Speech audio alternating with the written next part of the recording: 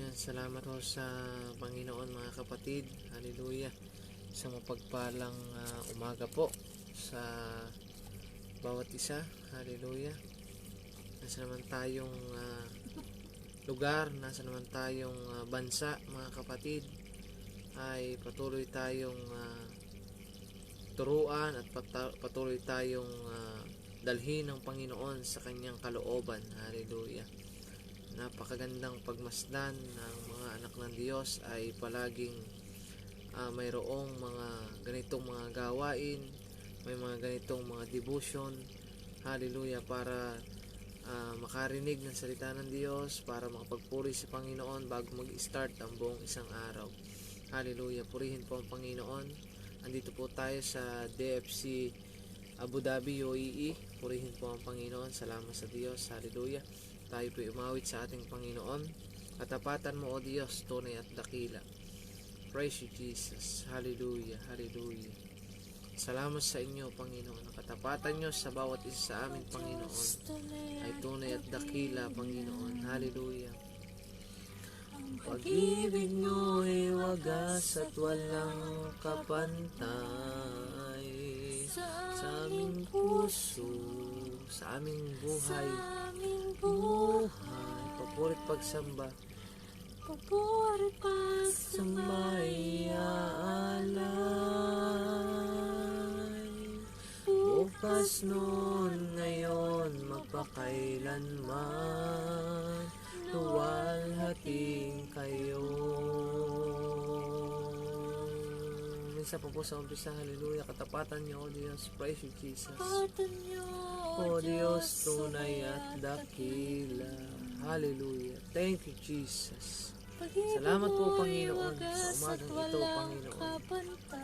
Dahil palaging ang inyong katapatan ay nananatili sa bawat isa sa amin, Panginoon. Hallelujah. Hindi nababawasan ang inyong katapatan sa bawat isa sa amin, Panginoon. Praise you, Jesus. Salamat sa inyong kabutihan. Salamat sa inyong pag-ibig, Panginoon. Magpakailanman, luwalhating kayo, Panginoon. Praise you, Jesus. Hallelujah.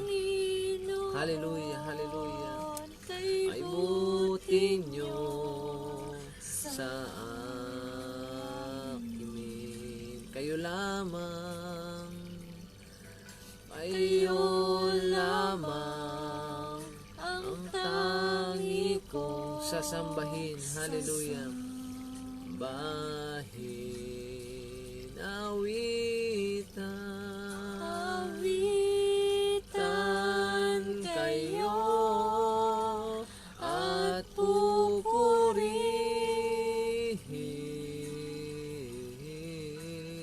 Panginoon. Ay buti nyo sa amin. Hallelujah. Awitan namin kayo palagi, O Diyos. Hallelujah. Yes, Lord. Hallelujah. Kayo lamang. Kayo lamang ang tangi kong sasambahin. Awitan namin kayo, Panginoon. Awitan kayo at pupurihin,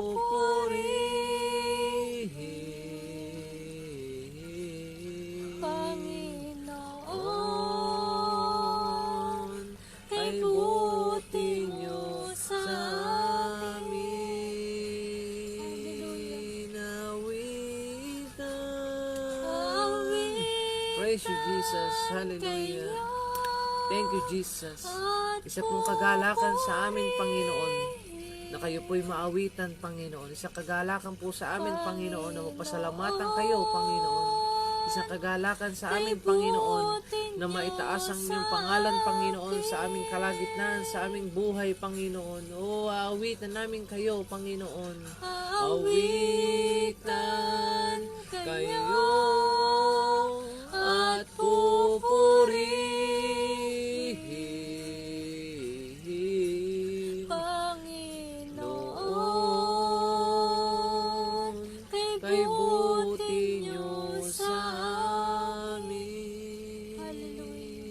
Panginoon. Panginoon, Kay kay buti nyo buti nyo sa sa amin. Hallelujah. Panginoon,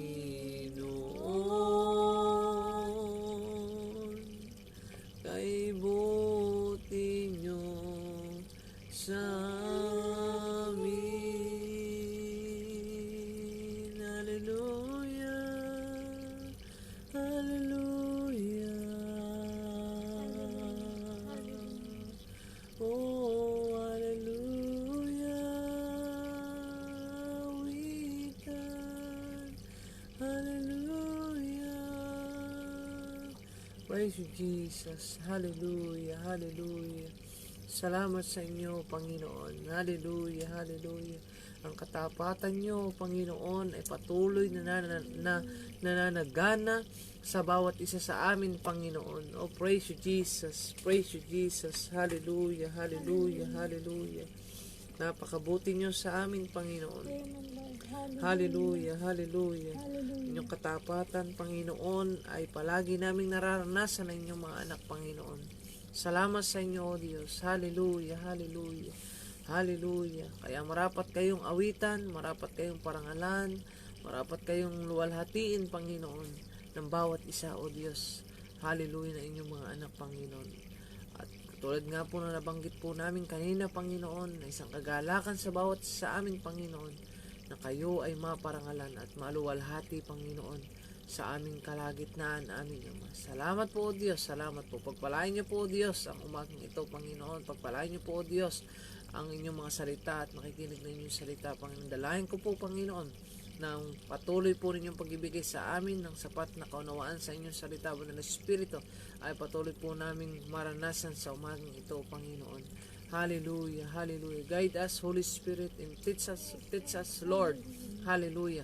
Para makasunod sa inyong kalooban, Panginoon, para makasunod doon sa nais nyo, Panginoon, sa bawat isa sa amin, aming Ama. Purihin kayo, masalamatan kayo, O Diyos. Salamat po, salamat po. Hallelujah, hallelujah. Ito po aming panalangin sa pangalan ni Jesus. Amen at amen. Hallelujah. Ayan, salamat po sa Panginoon. Tayo ho ay mag-aaral na ng salita ng Diyos. Hallelujah. Hallelujah. Salamat po sa Panginoon sa kanyang biyaya at katapatan ay narito po tayo muli. Hallelujah. Para mag-aral ho ng salita ng Diyos. Hallelujah. Salamat sa Panginoon, mga kapatid, dahil ang Diyos ay palaging nagbibigay sa atin ng pagkakataon para tayo ay makarinig at makapag-aral ng kanyang mga salita. Hallelujah. Salamat sa Diyos. Hallelujah. Dito po tayo mag-aral ng salita ng Diyos sa aklat ng Unang Pedro. Unang Pedro, chapter 5, verse 8. Amen. Verse 8 hanggang verse 9. Hallelujah. Sabi ho dyan sa title ng ating pag-aaralan, Be Alert. Amen. Be Alert. Ang atin hong title ng ating pinag-aaralan na salita ng Diyos ngayong umagang ito. Hallelujah.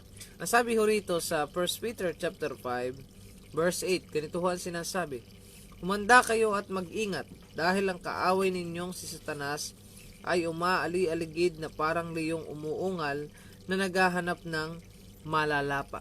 Amen. Hallelujah. Diyan po muna tayo sa verse 8 na yan. So ang Panginoon po ay tayo ay pinaghahanda ng Panginoon. Amen. Ang sabi ho riyan is, humanda kayo at mag-ingat. Amen. Dalawang bagay agad ang ipinapaunawa sa atin ng Panginoon. Hallelujah, mga kapatid, na tayo daw po ay maghanda. Amen. Maghanda daw po tayo. Hallelujah. Kaya nga ho yung ating title dyan is Be Alert. Amen. Hallelujah. Dapat lagi tayong handa. Sa anumang mga pagkakataon at sa anumang sitwasyon, tayo laging handa. Hallelujah. Dahil tayo ay mga sundalo ni Kristo. Amen. Tayo ho'y sundalo ng ating Panginoon. Kaya ho dapat tayo ay palaging alisto. Amen. Be alert as a Christian dahil ang kaaway daw hong si Satanas ay parang isang liyong umaali-aligid at umaatungal at naghahanap ng malalapa. Amen. Yun po pala ang dahilan kung bakit tayo ay pinaghahanda ng Panginoon at mag-ingat. Amen. Dahil ang sabi diyan, dahil ang kaaway ninyo si Satanas ay umaali-aligid na parang liyong umuungal na naghahanap ng malalapa. No, si Satanas ho ay inihalintulad ng salita ng Diyos sa isang leon na umaali-aligid. Amen. Umaali-aligid siya at naghahanap ng masasakmal o makakain. No, yung leon na yon. Literally, yung leon ho ay talagang pagkagutom is talagang ikot ng ikot ho yan at naghahanap ng makakain. Ganyan ho yung isang literal na leon. At si Satanas ho ay inahalintulad sa isang leon. Amen. Dahil ho, ang trabaho nga ho ni Satanas ay tayo ay makitaan ng mga bagay na hindi nakalulugod sa Panginoon at mga bagay na taliwas sa kalooban ng Panginoon, ay doon magkakaroon ng pagkakataon itong si Satanas para tayo ay salakayin.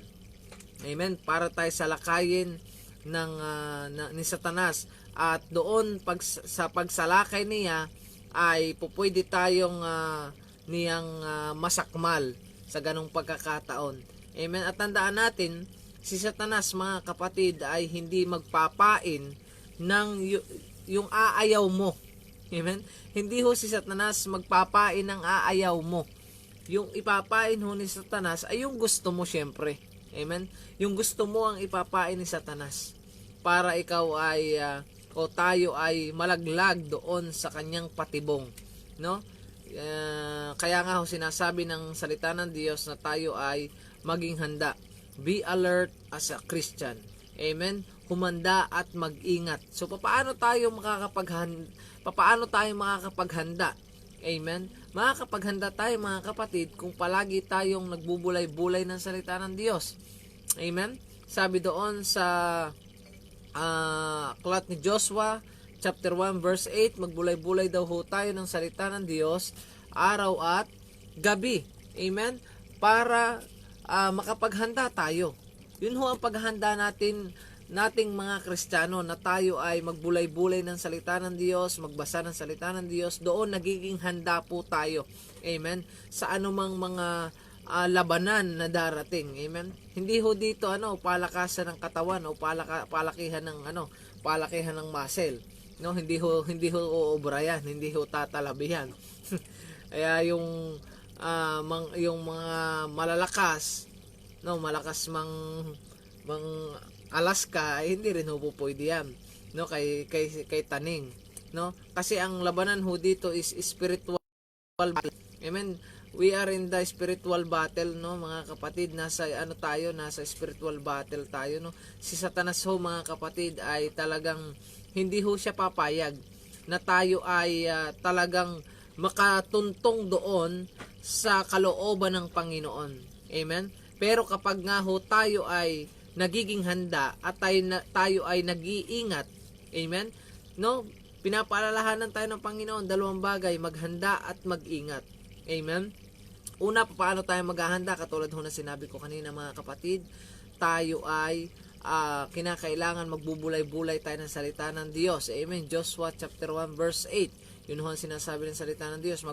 Magbulay-bulay daw ho tayo araw at gabi ng salita ng Diyos para tayo maging handa yung ating espiritu. Amen. At patuloy tayong palakasin ng Panginoon yung ating espiritu. Hallelujah. At ang sabi doon ay mag-ingat. Amen. Dapat ito ang ginagawa ng mga Kristiyano. Dapat palaging nag-iingat. Amen. Kaya nga ho ang ating title dyan is Be Alert. No, mag-ingat tayo. No, mag-ingat tayo sa ating mga pananalita. Amen. Na hindi nakakalugod sa Panginoon. Amen. Yung mga makamundong mga pananalita. Amen. Ibig sabihin ko po yung mga bad words na yan ay pinapaalalahanan tayo ng Panginoon. No? Pinupukaw tayo ng Panginoon. Hallelujah. Alam po naman ho na tayong lahat dito ay ang mga anak ng Diyos ay hindi na nakakapagsalita ng mga bad words At bagamat minsan o paminsan-minsan, dapat hindi minsan, dapat hindi talaga. No, talagang iluhod natin sa Panginoon na tayo ay tulungan ng Panginoon sa kanyang biyaya. No, mag-ingat tayo mga kapatid dahil maraming patibong si Satanas na gagawin para tayo ay masakmal niya. Amen? Para masakmal niya tayo. So sabi ko nga ho sa inyo kanina, kaya tayo pinag-iingat ng Panginoon kasi si Satanas nga ho ay hindi tayo lalagyan ng silo o hindi tayo lalagyan niya ng patibong na yung aayaw natin. Palaging doon sa gusto natin. Doon yung laging ilalagay ni Satanas ng patibong para tayo ay masakmal niya. So kaya pinag-iingat tayo ng Panginoon. Hallelujah. Hallelujah. Dahil sabi nga ho dyan, ulitin ko, ang kaaway ninyong si Satanas ay umali-aligid na parang liyong umuungal na naghahanap ng malalapa. Amen. Yan ho yung verse 8. At pagdating sa verse 9, mga kapatid, sabi rito, dalawang bagay din ang ipinapaunawa sa atin ng Panginoon, mga kapatid. Ang sabi diyan, patatagin ninyo ang pananampalataya ninyo sa Diyos. Yan yung una. Amen. Sabi diyan, patatagin ninyo ang pananampalataya ninyo sa Diyos. Patatagin daw ho natin yung ating pananampalataya sa Diyos. Hallelujah. Katulad nga ho ng sinabi ko din ho kanina, sa pamamagitan ng pagbubulay-bulay ng salita ng Diyos, tayo magiging matatag yung ating pananampalataya. No, Joshua chapter 1 verse 8, no, ulit ko po. Hallelujah, nakalagay doon ay magbulay-bulay tayo ng salita ng Diyos araw at gabi. Amen. At para ma-exercise ho yung ating pananampalataya ay yung ating great commandment ay dapat ay nagagawa ho natin as a Christian na tayo mga nakakilala na sa Panginoon. No, sabi doon sa Mateo chapter 28. Pasobra ho.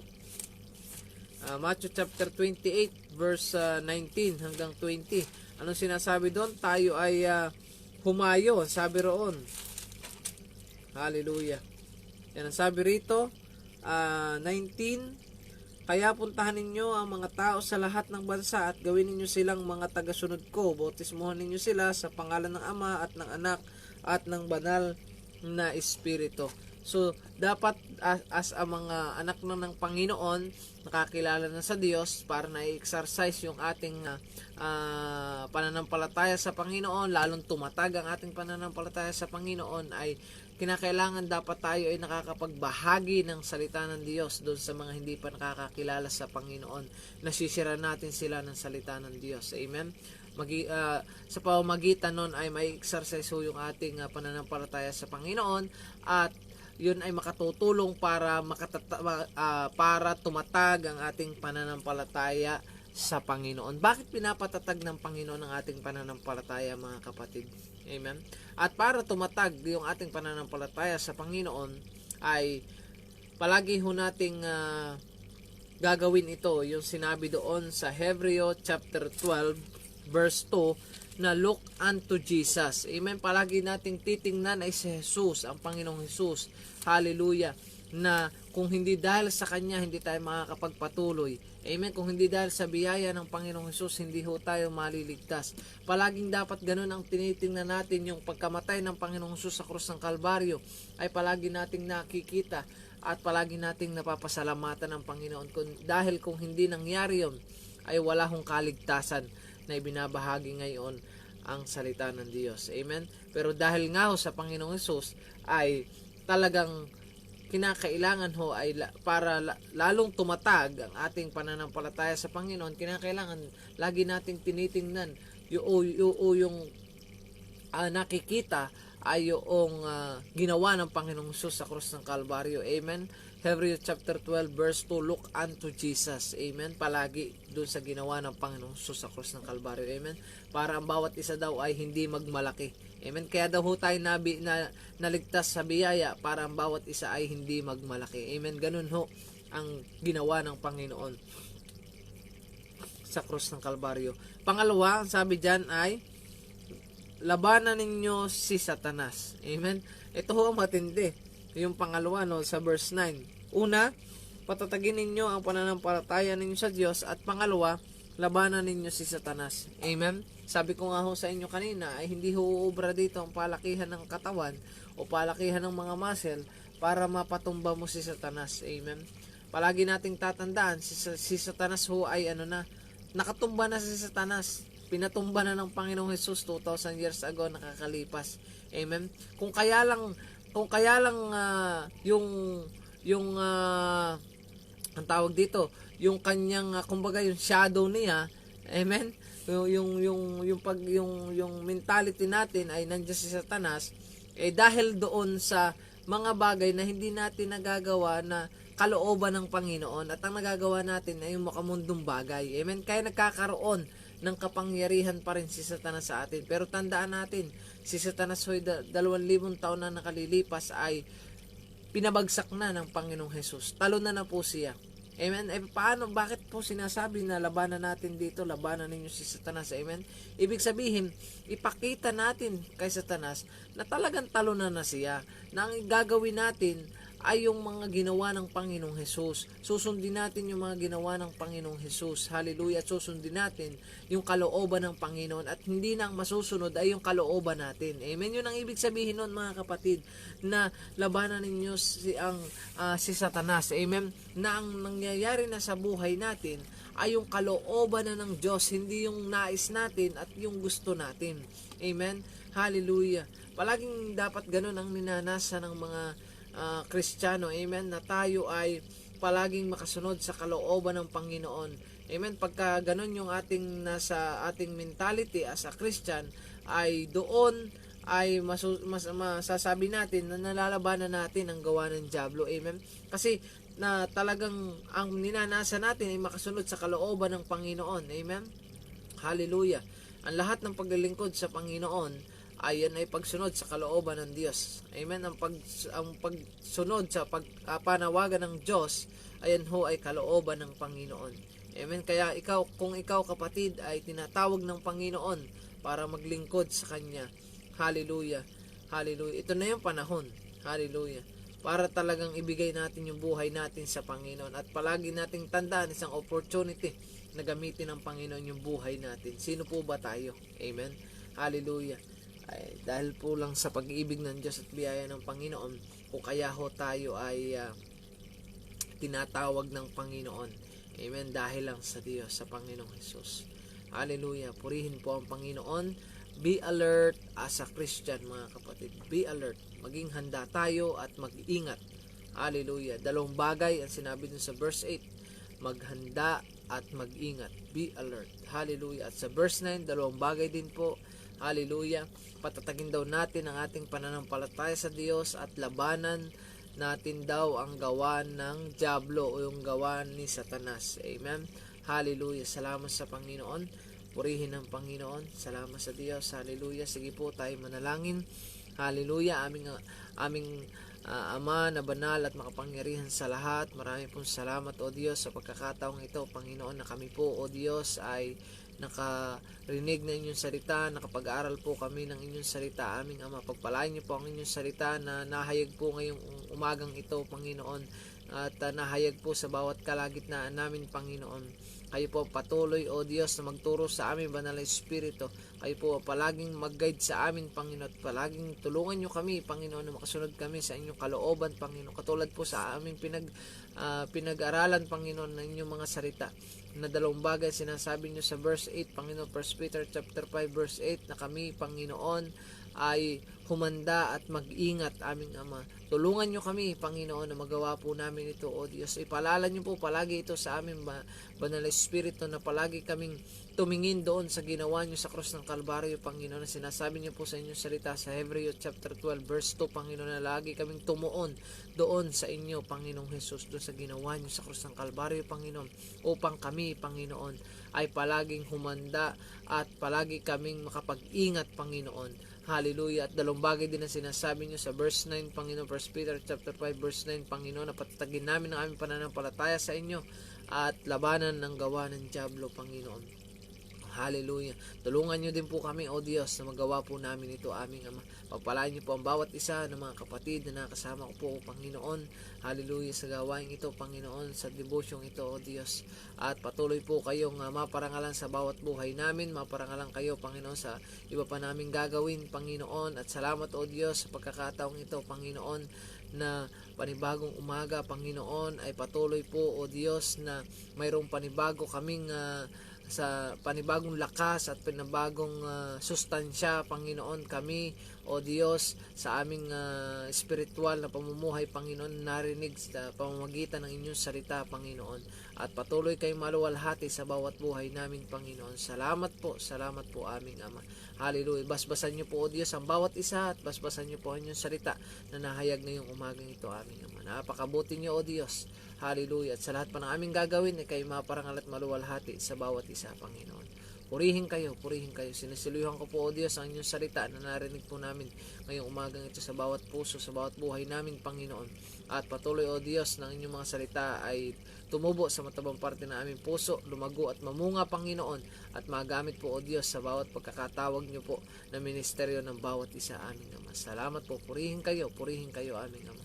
Purihin ang inyong banal na pangalan, O Diyos. At Lord God, hallelujah, sino man, O Diyos, sa mga nangangailangan, Panginoon, ng kagalingan, right now in the name of Jesus, physically, sa pangalan ni Jesus, ay patuloy po, Panginoon, na kami ay tumanggap ng bawat mga kagalingan physically, kung may mga karamdaman naman physically, O Diyos, ang bawat isa in Jesus mighty name, ayon sa bawat pananampalataya namin, in Jesus mighty name, Panginoon. Ganon din, Panginoon, sa mga nangangailangan, Panginoon, ng kalakasang spiritual, Panginoon, patuloy niyo po palakasin ang bawat isa, Panginoon, at patuloy niyo po kaming tulungan, Panginoon, doon, O Diyos, sa mga kapatid, Panginoon, na hindi na nakakaati ng gawain. Hayaan nyo nga po, Panginoon, abutin nyo po sila, i-restore nyo po, O Diyos, ang kanilang mga pananampalataya, ipaalala nyo po muli sa kanila ang una nilang pagkakilala sa inyo, Panginoon. At Banal na Espiritu, patuloy nyo po silang tulungan, Panginoon, na makapagpatuloy muli sa pananampalataya sa inyo, Panginoon, muli makahakbang, O Diyos,